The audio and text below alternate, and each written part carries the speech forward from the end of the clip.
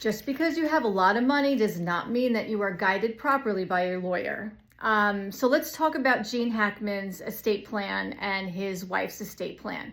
Last month, they both passed away, and it was determined after investigating that his wife passed away before him. They both had wills, and it is said that he has a trust.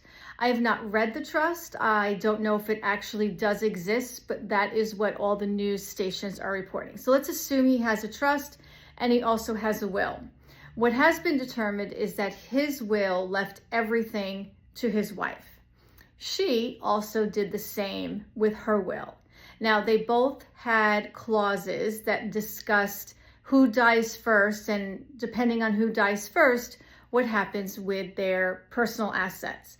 Well, since she died first, Gene Hackman outlived the time frame that was required, and her estate passes to him, and his estate, we don't know where it's going to go. It likely is going to pass to his kids, which he had not included when he prepared his will.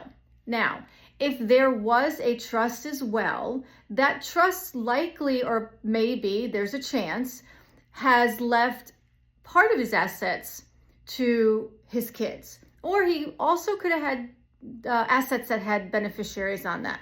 So we won't know any of that. We'll know what happens through the probate court. But there is a big issue now, because when you don't plan for the worst case scenario where your first beneficiary passes away, then your plan is likely not going to pass the way you expected it to, because now we have no idea who's going to inherit, because it is your heirs, and we don't have heirs until we pass away. So what I want you to make sure you're doing when you are planning your estate is never, never, never rely on just the first level of people. You must always go the second level, maybe even the third, for beneficiaries. You have to plan that something happens to your first. And if you have a second, maybe you want to plan something happening to your second, so that you have a third. And if you are going to plan with a trust as well, think about what the reason would be that you're leaving everything to your spouse in your will, where you could have left everything to your trust and everything passed through the trust and was kept private.